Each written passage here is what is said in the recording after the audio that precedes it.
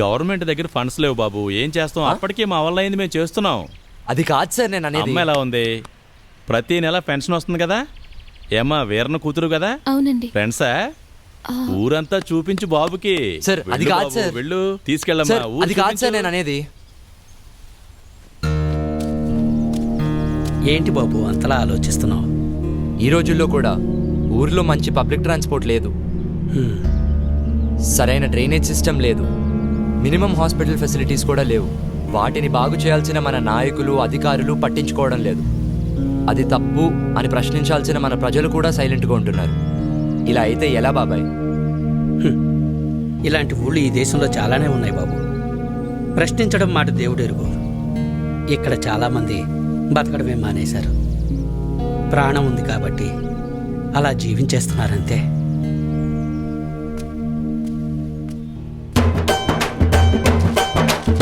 ఇంత మూలంగా 50 మంది ఓటర్ మహాశైలికి చెప్పేది ఏంటంటే, నాగలి గుర్తుకే మన ఓటు, నవచేతన పార్టీకే మన ఓటు కాదు కాదు, పువ్వు గుర్తుకే మన ఓటు, కవిత నిర్మాణ పార్టీకే మన ఓటు, రవీంద్రన్ అనే బంపర్ మెజార్టీతో గెలిపించాలి కాదు కాదు, జయసింహన్ అనే అత్యధిక మెజార్టీతో గెలిపించ ప్రార్థన. కావున నాగలి గుర్తుపైనే మీ ఓటు గుద్ది గుద్ది గుద్ది మన అన్నని మరొక్కసారి గెలిపిస్తారని కోరుకుంటున్నా. రేయ్ 2 రోజుల్లో ఎలక్షన్స్ కదా, ఓటు వేయడానికి రావట్లేదా? రే నాకు ఈ ఎలక్షన్స్ అంటే అస్సలు పడదు, అందుకే నేను ఇప్పటివరకు ఓటేలేదు తెలుసా? రేయ్ ఓటు వేయకపోవడం ఏంట్రా? అది కరెక్ట్ కాదురా. అరే నువ్వు ఈ క్లాసులు పీకడం ఆపరా బాబు, నాకు చాలా పని ఉంది ఇక్కడ, నేనుంటా, బాయ్. ఈసారి గెలుపు మందే. ఎరా ఏంటి ఎలా ఉంది అక్కడ ఎలక్షన్ మూమెంట్? అన్ని బాగానే జరుగుతున్నాయి అన్న. ఓ పని చేద్దాం అన్నా, ఈ రోజు రాత్రికి మన ఊరోళ్ళందరికీ మంచి పార్టీ అరేంజ్ చేద్దాం. సరే అన్నా.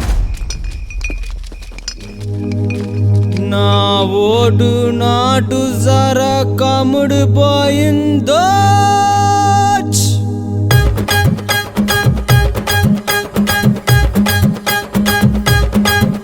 నా ఒట్టు నాటు సరకముడు పోయింది, నా ఒట్టు నాటు సరకముడు పోయింది, అహమతు మతుగా గుండెకు హత్తుకుపోతోందే, అహమతు మతుగా గుండెకు హత్తుకుపోతోందే, నా ఒట్టు నాటు సరకముడు పోయింది, నా ఒట్టు నాటు సరకముడు పోయింది.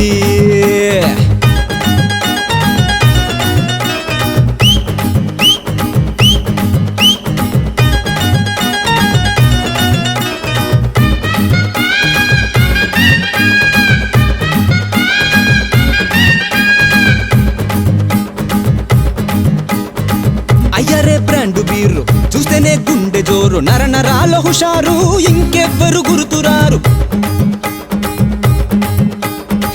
అయ్యరే బ్రాండు బీరు చూస్తేనే గుండె జోరు, నర నరాల హుషారు, ఇంకెవరు గుర్తురారు. ఎర చూసి చూసి వేశారు దొంగనాయలు, ఈసాకే చూపి ఓటెత్తుకుపోయారు. నా ఓటు నాటు సరకముడు పోయింది, నా ఓటు నాటు సరకముడు పోయింది, అహమతు మతుగా గుండెకు హత్తుకుపోతుంది, అహమతు మతుగా గుండెకు హత్తుకుపోతుంది, నా ఓటు నాటు సరకముడు పోయింది, నా ఓటు నాటు సరకముడు పోయింది. అన్నా నిన్న రాత్రి జయసింహ అందరికి భారీగా పార్టీ ఇచ్చాడన్నా. సరేలేరా, ఎంత పెద్ద సినిమా అయినా కూడా ఆ సినిమా హిట్టా పట్టా అని డిసైడ్ చేసేది ఆ సినిమా క్లైమాక్స్ మాత్రమే. ఎందుకంటే ఆ ఫీల్ తోటే జనాలు థియేటర్లోంచి బయటకు వస్తారు. ఇది అలాంటిదే. పార్టీ ఎలా ఇచ్చాడనేది ముఖ్యం కాదు, ఎప్పుడు ఇచ్చాడన్నదే ముఖ్యం. ఈరోజు ప్రచారానికి లాస్ట్ రోజు, ఈరోజు ఇచ్చేద్దాం, జనాలు మనల్నే గుర్తుపెట్టుకుంటారు. ఓరోరి సాములోరు తెలివైన వారు మీరు, ఈ నోటు ఆశ చూపి రాజాలు ఏలుతారు. ఓరోరి సాములోరు తెలివైన వారు మీరు, ఈ నోటు ఆశ చూపి రాజాలు ఏలుతారు. తిమ్మిని బమ్మిని బమ్మిని తిమ్మిని చేస్తారు, ఏమైనా ఏదోలా నోటు చూపి ఓటు ఎత్తుకుపోతారు.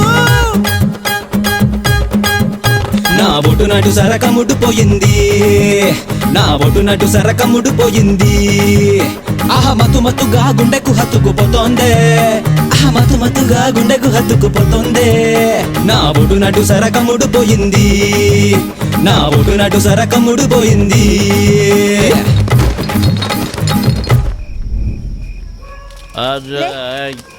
ఎవరా లేవయ్యా. రానా ఏంటత్తా ఇది? ఏం చెయ్యాలయ్యా, ఈ తాగుబోతోడితోటి ఏళ్ల తరబడి ఎగుతున్నాను. నాకు అలవాటైపోయిందిలే. అది కాదత్తా, ఇలా మందుకు నోటుకు ఓటు అమ్ముకోవడం కరెక్ట్ కాదు కదా. ఇది కరెక్టా కాదా అన్నది మాకు తెలియదయ్యా. అయినా మాకు చెప్పడం కాదయ్యా, ఆపగలిగితే ఇచ్చేవాళ్ళ నాపు. లేవయ్యా, లే. పద.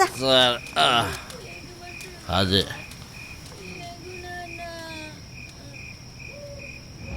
సిటీ నుంచి వచ్చాడు, బాగా చదువుకున్నాడు. మనం ఏమన్నా అన్నా ఉంటే లీగల్ పాయింట్లు మాట్లాడతాడు. ఆడి తృప్తి కోసం ఏదో చేయండి.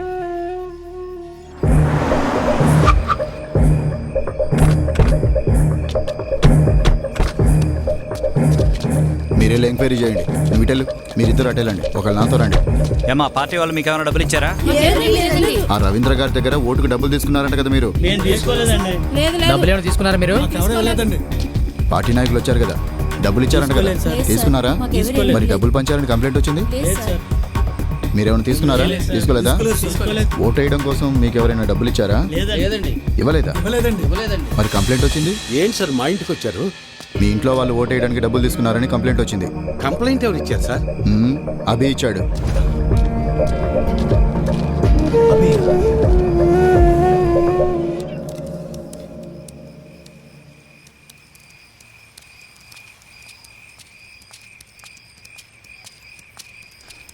ఏయ్, నా మీద పోలీస్ రిపోర్ట్ ఎందుకు ఇచ్చావు?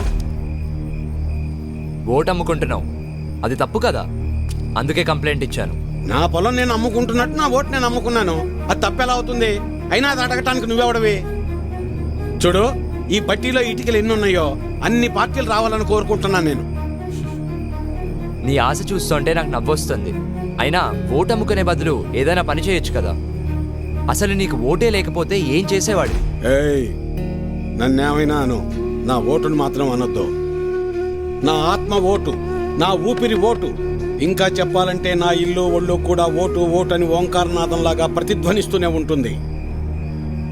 వెళ్ళు, ఎళ్ళు ఉద్యోగం చేసుకోపో.